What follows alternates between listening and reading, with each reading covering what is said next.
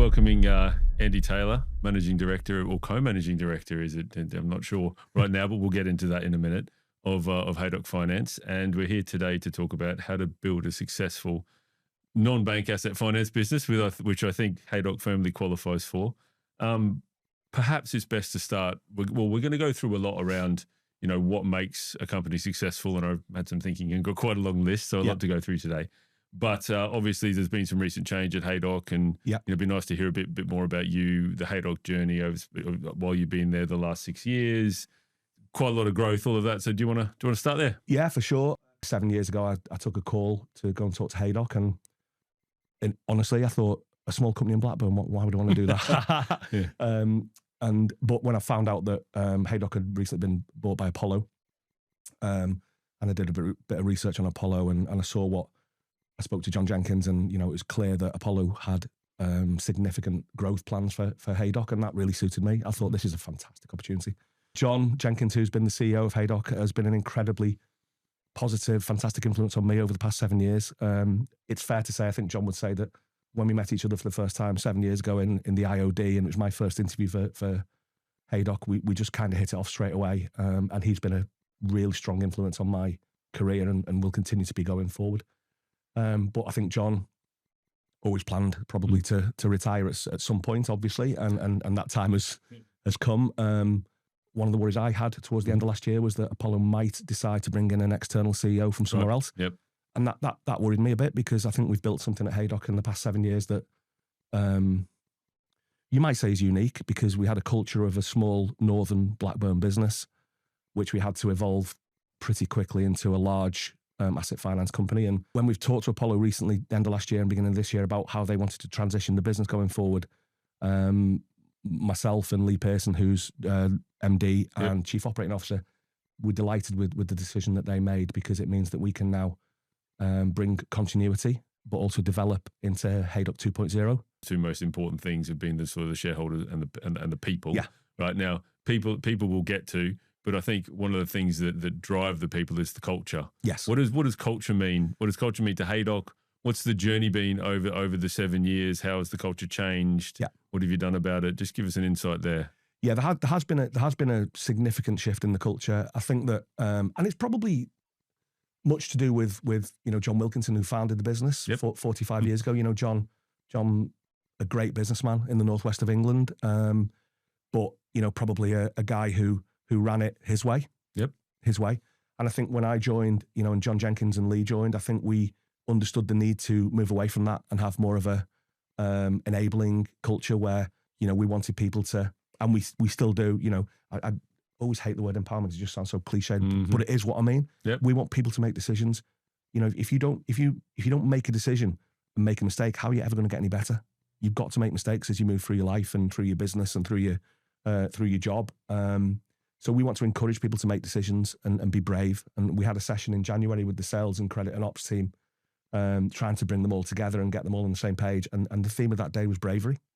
Yep. If you've got a piece of paper on your desk and somebody's checked it, well, why are you checking it again?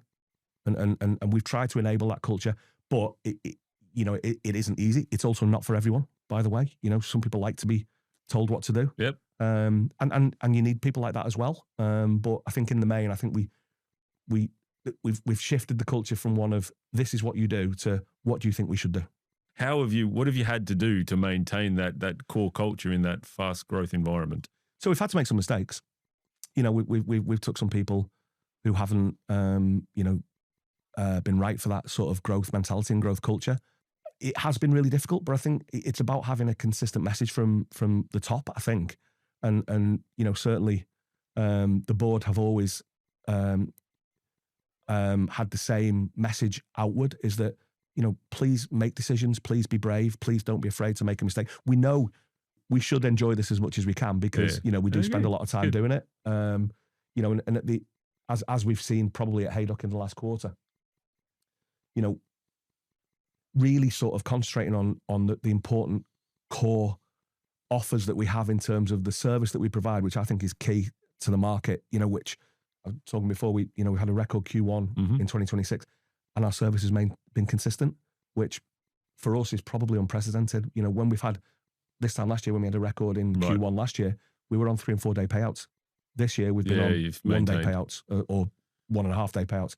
So maintaining that service is paramount, is critical. And by maintaining that service, you almost then having the self-fulfilling prophecy that, you know, right, we're really good at service, so we'll get more business. Or we're really good at service, so we'll get more business. And we're consistent. And I think that's been massive for us in this first quarter. Digging into that and culture, you know, culture is almost the foundation leading to service.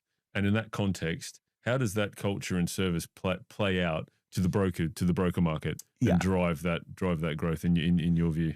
Yeah, I think that the broker market have, I mean, the feedback that I've had anyway, for sure, and the feedback we've had in surveys and when we've gone out and asked them is that, you know, they generally the people that deal with us, the brokers that deal with us in the main, enjoy dealing with Haydock, you know, out of any funder, because, you know, something that always gets said to me, and believe me, in my personal life, I've had stuff recently where it's been a nightmare. People answer the phone at Haydock, right? You know, and anybody who answers the phone at Haydock actually wants to help, and that's the feedback I get constantly from the introducers that we deal with. And what we decided to do at the end of last year really was spread that message a little bit wider by bringing in a few more broker managers, right? Dealing with a few brokers that we don't ordinarily deal with on a regular basis, and giving them part of this that we have. And I think it's kind of worked, really. Certainly in Q1, it's worked for us. So yeah, I think picking up the phone, I think our commercial appetite has always remained strong. We don't knee jerk, you know, even recently in the past couple of weeks when, you know, we all know rates have been going up. Haydock has done what we always do. We've not said, right, rates going up tomorrow. We've given the introducers a bit of a runway to deal with what they've got before we actually have to put the rates up. And I think, you know, I think the market appreciates that approach from us. You know, they appreciate that we're not, that we are friendly to them, really.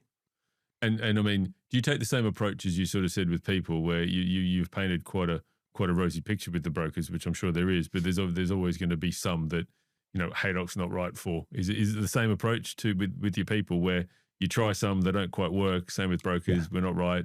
And are you actively managing brokers and sort of deciding that, guys, you're not right for us, and having those sort of conversations? Yeah. So clearly, in any business, you have to not only be efficient, but look for efficiencies as well. So we monitor our brokers very closely in terms of how many proposals they give us, what the acceptance rate is, what the quality is. We've had, you may have seen it across LinkedIn, but I've seen finance companies give out awards to brokers and say, you're the best broker. Yeah, what? We've been very specific, Haydock, last year, and we've actually given awards out for the best quality improvement brokers. So brokers that have sent us, for example, deals for payout, where there was countless errors on the payout. But actually, we've worked really closely with those brokers, and our ops team has, and our sales team have, and we've improved that metric. So we've given the brokers awards for actually improvement of efficiencies, which helps them and definitely helps us. So that's really, really important to us. Yeah, I think that's something that I've been pushing for quite a while. I think to me, it goes back to data. Yeah. You know, a lot of people are collecting very top level data around the brokers, you know, the origination, the conversion sort of rates. But that's the tip of the iceberg. It is the tip and if you of the get iceberg. access to the iceberg, the rest of it, you can actively manage brokers and drive performance that reduces your cost and increases your profitability, basically. We have and continue to work really, really hard on that, Christian, because, you know, at the end of the day, the more we improve our efficiencies and how many times we touch proposals and payouts, the better our service will become. And that's where we want to get to. And, you know, we talk about the brokers that we deal with. You know, we have had difficult conversations with brokers that haven't been performing to our metrics and where we need them to be. And we're not afraid to have those. If it's not, at the end of the day, you know, if it's not right for them and it's not right for us, then it doesn't work and it won't be for everybody. No, exactly. Makes sense. And we've already started delving into, you know, the technology and the process, which, and one thing I've noticed about some of the things that have come out of Haydock in the past couple of years have been, there's definitely been a focus on sort of process improvement. You've been through some technology change as well. But it's been very balanced, as in I've seen probably just as much about technology and just as I have seen of bringing people on board to manage process and technology. What's talk me through the approach there and that balance? Yeah, I mean, there is a balance, and I think that, you know, I think I described to somebody earlier on this week that I almost think that we're actually a change business that does finance, because there's wow, okay, here we go. Because there's that many things that we have to consider on a regular basis in order to make ourselves more efficient and improve our service that we provide outward. And also, you know, it's no fun really for a person in Blackburn to sit on the laptop, take an email off and type it onto a system. It's no fun. No. So if we can make that better and make that more efficient, then let's do that. And let's get that person doing a role that is more fun, really, and is more rewarding for them. What we do is, I think we're pretty unique, because we've got two customers. So we've got the broker and we've got their customer. And we always have to bear in mind we've got these two customers, because that's quite a unique position to be in. So whilst we have to service the broker and keep the broker happy and content with our service, we've also got to remember that there's a customer at the end of this that needs to pick up his truck, car, bus, van, coach, whatever it is. And we've got to remember the part we play in that. I think that we have perhaps the industry has a bigger role to play in this, perhaps the trade associations. So I think that when we bring new people into this industry, we tell them we do HP, we tell them we do leasing, we tell them we do it via brokers, but we don't do much else. So we don't really explain to them that actually that apple that's in your packed lunch there that you've brought to work has probably come on the back of a truck that's been funded by somebody. Yeah, where does it fit? And if we didn't fund that truck in time, that apple would not be sat there today. Or, you know, well, I know what my house is like. It's like Spaghetti Junction with the Amazon courier turning don't up. get me started. You know, so all of those times you go on to buy your clothes or whatever it is you buy from Amazon, delivered. It's just constant. Asset finance is everywhere. It's asset finance delivers that. And I think the industry struggled with that over 20 odd 30 years. So I don't think we'll solve it overnight, but we play a massive part in this UK SME. I think I see it. You know, you go to FLA dinners, you go where everyone talks at that senior level about the importance of the industry. Yeah. But the reality of why it's important is not explained to Absolutely anyone not. there. No. Just bring it back to the technology there. And what I'm interested in is, because I see a lot of people buying technology because they're being sold a piece of technology from a vendor. Yeah. Right. Whereas what you're talking about and that sort of efficiency gain and automation, etc., you know, you need the building block of actually understanding what you do today and where you should fill the gap, and then you sort of go out looking for a product. How did you guys manage that? So it's interesting. You're pushing my buttons here. I think you know you are. That's my job. So technology with a purpose, right? Good. Yeah. So I've been to Ed's events, which are always fantastic, by the way. Over the past plug over the past whatever it is 10 15 years, FLA, NACFB events, and I see all the tech companies, and you know, probably not so much recently, but certainly 4 or 5 years ago, I got a bit fed up with the tech companies trying to sell me a product to solve a problem I haven't got. Yeah, I think technology with a purpose is really, really important, and I think probably the tech companies have got better at it over the past in the short past. So the past sort of 12, 18 months, they're starting to understand really where the problems are in this industry. Quality of documentation, you know, mistakes, certainly the jobs that are the less glamorous jobs, shall I say, in a finance company, like entering the data from a proposal into our system, like perhaps giving settlement figures out. You know, it can be done by machine AI. So I think they're getting better at listening to that. But you know what we do in this industry hasn't changed that much. Or maybe I'm being a bit of an old dinosaur, but I don't think it will change that much. I still think you've got a need. The SME's got a need for the asset.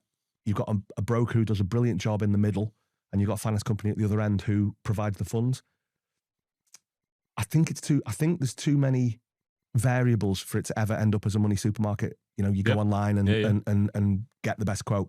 I think there's too many variables for that to happen. If you or I want a personal loan, that's easy because you go online and you get, or a credit card or whatever. But asset finance, there's just too many little variables, too many tweaks involved in it, which mean that I think there'll always be people involved, which is obviously a really, really good thing for us. And I think it's a good thing for the broker and for the SME. You know, there's a lot of talk at the moment about loan stacking and loans being used instead of asset finance. I must admit, I see some of it. I don't see as much of it as some people might make you believe. Yep. I do see some of it, and it's not it's not a good thing, but it's an understandable thing. But for me, it comes back to education. You know, we have to be really careful that we're helping those young people understand what we do, why we do it, and what's important, especially with, you know, the scrutiny of the regulator, which, you know, we might not do regulated business at Haydock, but we certainly believe in the principles, and we certainly abide by the principles. So I think we've just got to be really careful that we're educating new people. And when I was, my stint on the board of the NACFB for 3 or 4 years was very much towards the end was we need to get education in place. And I think it's interesting, a couple of things that you've said there. One of them especially is, you know, that sort of inherent knowledge within the industry, and that the ability or the need for there to be a few more steps in the dance and some value in the product than a pure loan. Yeah, I think, and I've talked about this a number of times, but I call it the great commoditization. I think we're doing a really good job of trying to get that out of the market at the moment, and we have for a number of years. Your business is a little bit different because you focus on hard assets more. And there's another part of the industry that does a lot, something that I would say is a step even closer to just a straight loan. So I think there's maybe some more the loan sort of carving out a gap in the industry over on that side of things. But I think you talk about, you know, the training and getting it to people. What I find is that there are so many people, and because we've commoditized the industry, or it's being commoditized, and everyone's, you know, like, it's a simple product, it's an HP pretty much, right? Then it's the price can't go any lower. So everyone's focused on service to get that next pound of growth. And that means when they hire people, it's all about efficiency, and people get put into such a defined box that it's very, very hard to understand that bigger picture. Yeah. So how have you guys avoided that just plug someone into a gap, don't give them the wider picture, don't give them the context? Is it like a training program at Haydock? Is it, you know, what is there? Because I think that is what it's got to be unlocked. It's not going to be unlocked at an industry level. It has to be unlocked at a company level and an employee level. Yeah, I think we have certainly tried on the training side of things. So, you know, we went out to our brokers 2 years ago, and we did a video with them, and we specifically asked them, what's important to you? Yep. You know, and you know, what you'd expect came back, you know, consistency, honesty. When I left Hitachi and I was at ING before that, as I said, the biggest learning I had coming to Haydock was a tier. I know, you know, everybody has different ideas on the tier. Here we go. A tier 2 stroke 3 funder. That's the best way to do it. Yeah, 2.5. 2.5. Yeah, as opposed to a tier 1.5 or whatever. Yeah. So, but you know what I mean. So, we have to educate and help our people understand what it actually means to look at a set of accounts that are probably not very good. Yep. Or look at you know, cash flow or bank statements that are probably not very good, but then look across at the asset and go, that's actually quite good. Yeah. And that's a big thing. It's a big change, and it's really when you've been in a lower tier environment like I had. So, you know, my previous employers, basically, deal came in. Was the asset good? Yeah. Was the supply good? Yeah. Was the customer good? Yeah. Well, we'll do it. Job done. Yeah.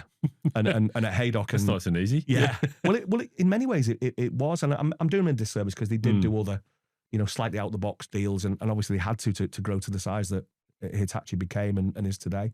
But, you know, we stretch that envelope. And when I spoke before about the credit policy, of course we've got a credit policy, but we do make exceptions to that. And I think that's really where we win in Haydock. You know, we make sensible exceptions to the credit policy. And Ian Barr, who's our CRO, you know, it's his saying, trust me, other people have used it, 3.5 out of 5. If a deal's got 5 legs, if 3.5 of them are okay, that's a Haydock deal. It's interesting because you've said quite a few, I think, insightful things in that last piece, and you could almost say it's verging on the IP of Haydock and why you're successful. Yeah. Now we've obviously seen there's some competition holding up in your space. Yeah. I think we've seen some people from Haydock move and jump ship. You know, so how are you managing this how have you managed the competitive environment over the years, and especially now, how are you seeing it going forward? Well, we've got 7 years doing it, Christian, and that's a big advantage clearly, because we've got the data that we talked about. We've got people, and I think that, you know, people in key positions in Haydock, you know, understand what Haydock is and what Haydock does.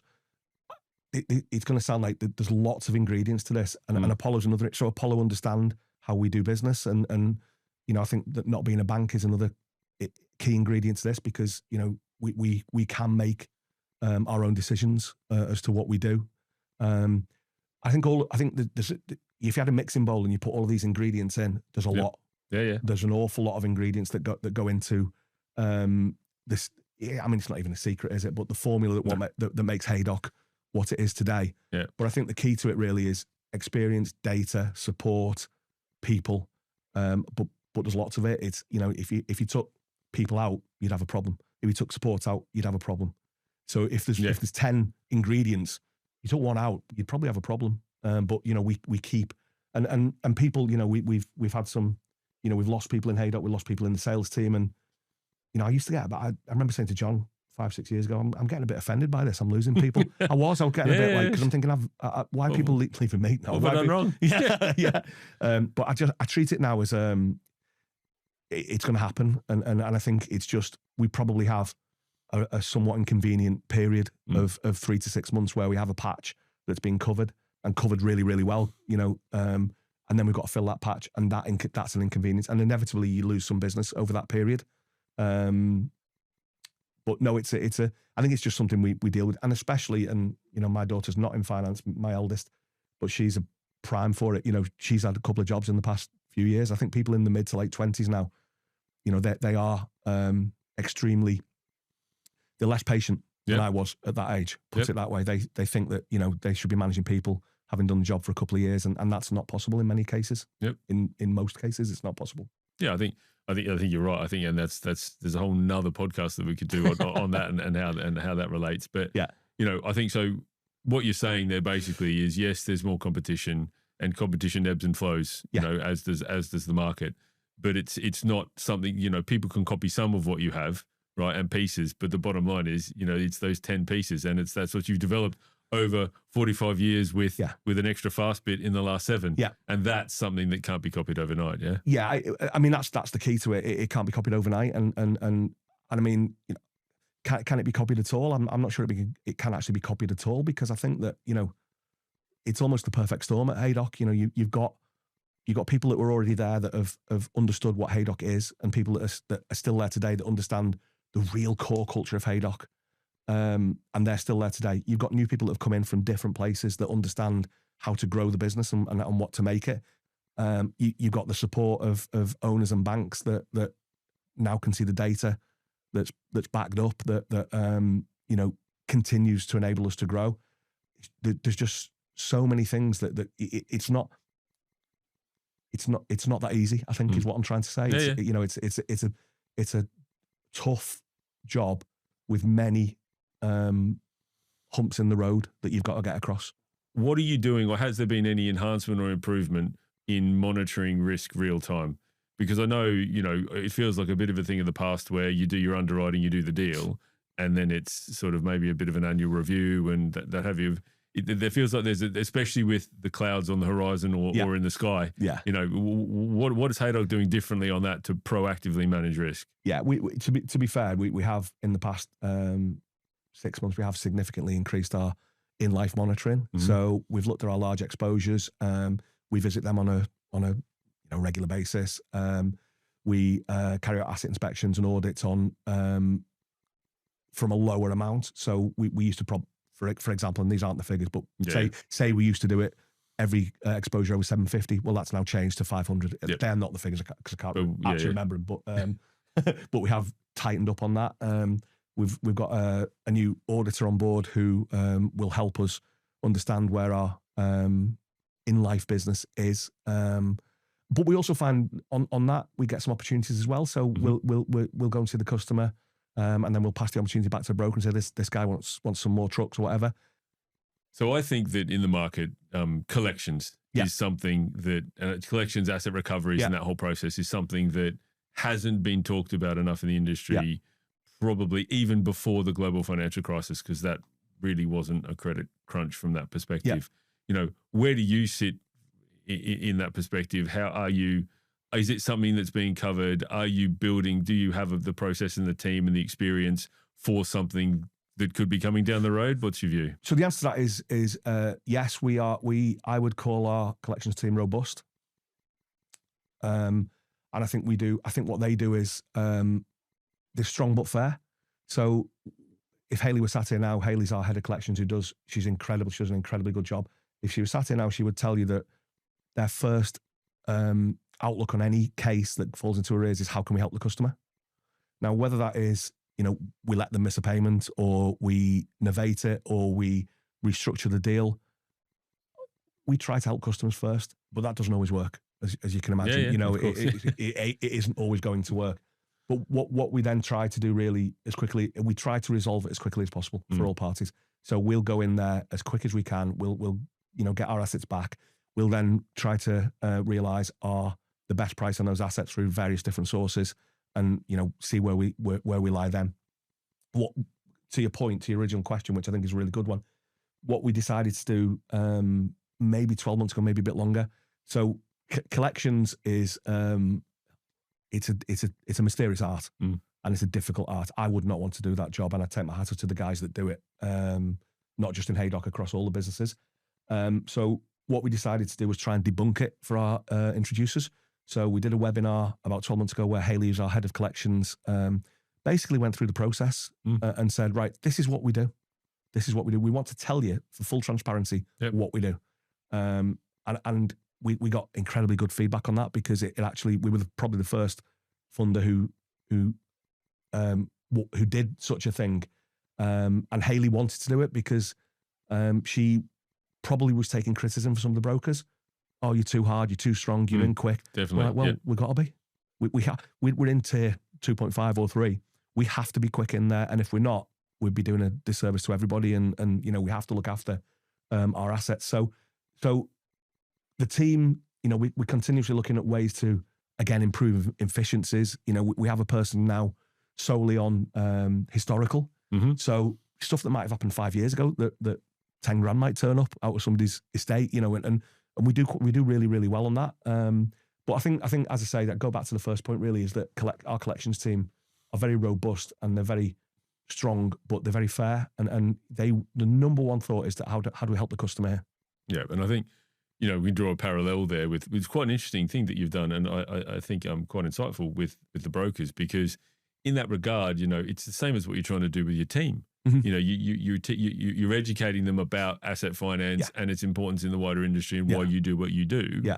All you're doing is taking a potentially quite touchy subject between an introducer and the asset finance company and breaking it down by educating them, or just educating could be the wrong word. It's just informing them and explaining to them, this is why we do it, this is how we do it, and this is why we need to do it. And I think that is that's a collaborative approach to collections. That I think I haven't seen that personally across the wider industry. And I think I always draw comparisons as a bit different to in residual value markets. But certainly when I did some work in contract hire quite a long time ago, one of the issues when you're owned by a bank was that it was 8 years of profitability, of sort of like pretty high profitability, and then 2 years of massive losses, and then it averaged out. But you had to look at it as a 10-year cycle.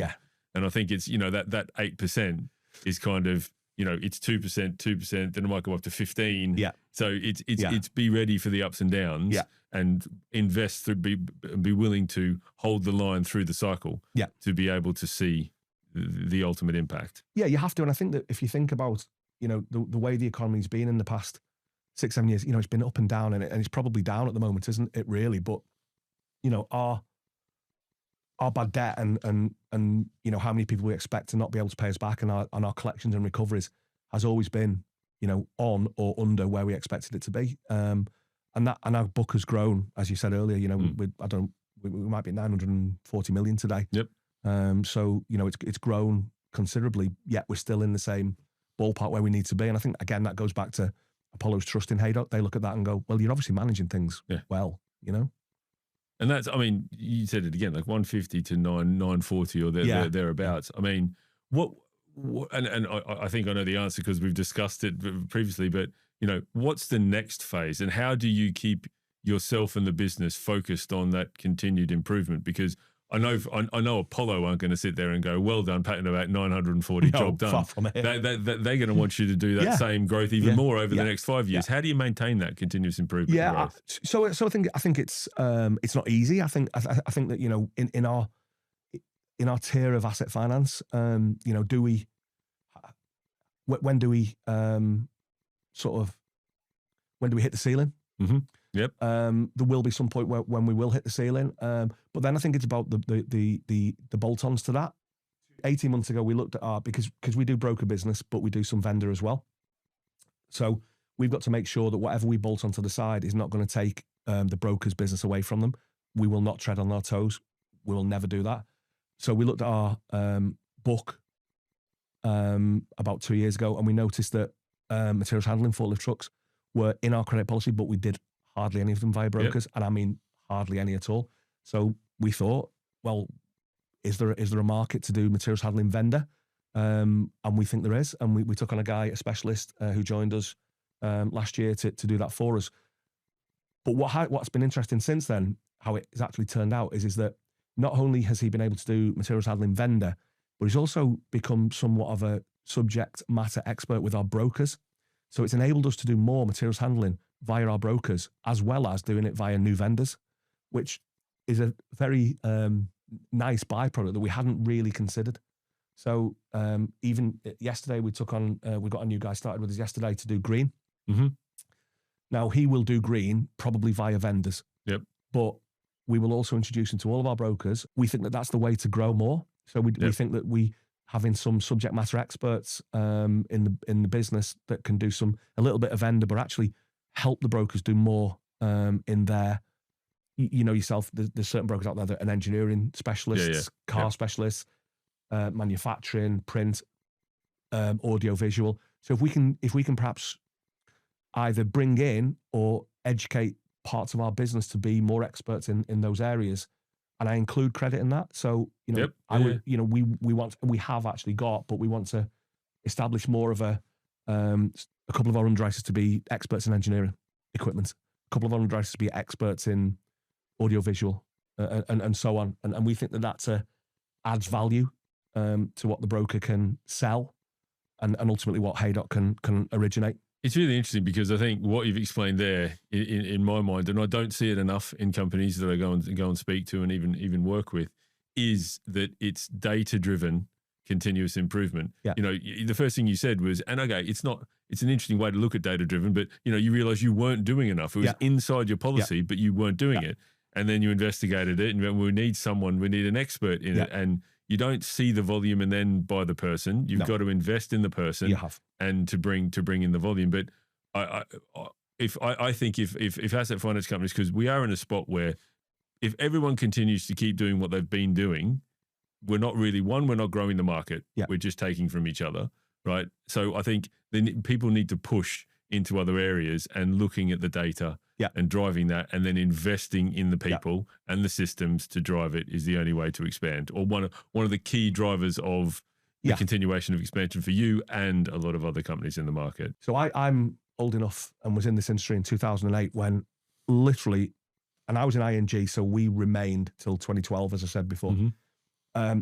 I took a phone call every week telling me that XYZ Finance had closed. ABC Bank had shut for new business. That was an incredible time, and it's the biggest change in the market probably I've ever seen, in that there was probably only one or two of us left at the end of 2008, which when you look at the landscape today and you see how many people are out there funder-wise, you think, is that sustainable? Are all those funders sustainable? I don't know, but I'm supposing and remembering history that it wasn't. And I think especially when you look at perhaps some of the bank-owned funders and you think that asset finance is such a small part of what the bank actually does. And that's what happened in 2008. You know, absolutely. The asset finance part of NatWest, which was still is Lombard, but was back then, it was just too small. They just said, right, we're not going to do that anymore. Mm-hmm. So I wonder is something like that somewhere in front of us? I don't know. It might be. It's interesting. I'll get to that. I'll get to a question on that in a minute. But I think what you've explained there is a good example of going through the cycle, right? And we've had a period of 15 years since the sort of GFC got sort of the cleanup of that, where there hasn't been a crisis. Okay, we had COVID, which wasn't easy, but that wasn't, you know, a credit crisis or a funding crisis really, right? There was enough support from the government and from other things to maintain it. And I think you're asking the right question around are the number of players and the commoditization of the products, is it sustainable? Yeah. And I think the only answer is time will tell. Time will tell, yeah. Now, yeah. I'm not sure if they told you, but when you became MD, you got this magical crystal ball that came with it, and it allows you to see everything that's going to happen in the future. Yeah. So just wondering if you could just look into that ball and tell me, what does the next 2 or 3 years look like for the market, for Haydock, and for you? So I think for me personally, I think I'm very excited with the new role, and I'm very happy that I've been entrusted with a significant part in continuing this fantastic journey that is Haydock Finance, because it is. So I think for me that's where I see it. For Haydock, I think we will have the support to continue to grow, but I think we need to probably manage carefully the risk and credit side of the business, because the world is not a strange place at the moment. That's the wrong word, is it? I'd go with strange. That's one word I'd use. Yeah, I mean, you've got fuel prices, the actual volatility of the Middle East, which I actually thought about it a few weeks ago. I'm the age I am, and I remember early 90s, there was a Middle East crisis. There seems to have always been a Middle East crisis with either Iran, Iraq, I think or it's been Syria. going for centuries. I mean, it has, hasn't it? So whilst we're all clearly rightly kind of concerned about what's going on, it's always been going on, for as long as I can remember. So I think that will mean that we have to be very clear and concise on our credit profiles and our risk profiles. And I think that will be, it might even be as important as, sorting the winners out from the losers in the next 12, 18 months. I think that if some of the funders, I mean, us included, suffer significant bad debts, then I think that's what kills any finance company. The owners, the shareholders, whether it be the bank or a PE, will look at it and go, well, actually, is this really working for us? We're deploying the capital, but it's not bringing us the return that we require. And the reason for that is the bad debt. Then I think that's a problem for anybody. So I think that keep maintaining consistent and concise credit and risk profiles is hugely important. And for the market, part 3 to the question, well, the market will continue. It will continue to be here because it serves this, I even explained to my daughters and even my wife, we're the biggest industry that nobody's kind of ever heard of. And we're the most important industry that nobody's ever heard of, because we keep everything going. We keep the apples on you. Keep the apples in your fridge. Come on, green and red. But we do, we keep this going, and there'll always be a need for us. Yeah. And I think that the way the industry's evolved into this broker model, because the early 90s, sorry, mid 90s, late 90s, broker was a really naughty word in asset finance, because a lot of things had gone on, I don't know about before that were not good in broker asset finance. But brokers now I think personally have grown to be absolutely critical in getting the flow of cash to SMEs for their investments. And when you look at some of the way that some of the brokers have evolved, the big franchise models, they do an incredible job, and an incredible job from not only from onboarding and education and training, but also, regulation and looking after that side of things, which is, let's face it, it's more now than it's ever been, and it's probably only going to get more as time moves forward. But I also think, I think we have to, the announcement last night from the regulator about the motor finance, I think that's probably good that that's now done and dusted and out the way. I think people have suffered. People in the industry have suffered, which is a real shame, because, I'm aware that, I know 2 stories from 2 of the finance companies. So one of them did interest-free finance, and I've had 8,000 requests for redress. They did interest-free finance on cars. And another finance company did, I've never financed a car, I'd only financed couches and furniture, and they got 11,000 requests for redress. So that's the unintended consequence. So at Haydock, we're thinking we think we've got nothing to pay in redress because we just didn't do that type of business. But we know we'll get a lot of calls and messages and emails and letters, which we'll have to deal with, which again is something that's going to take some of our time to do, which we'll deal with. Well, I've thoroughly enjoyed the Me too. conversation today, Andy. Me so too. appreciate you coming down. Thank you. And I think I have to say that I'm just referring everyone to Finance Connect for the full podcast, the summary and clips. But thanks again. All good. Thank you, Christian. No problem. Really enjoyed it. Thanks. Cheers. Thanks.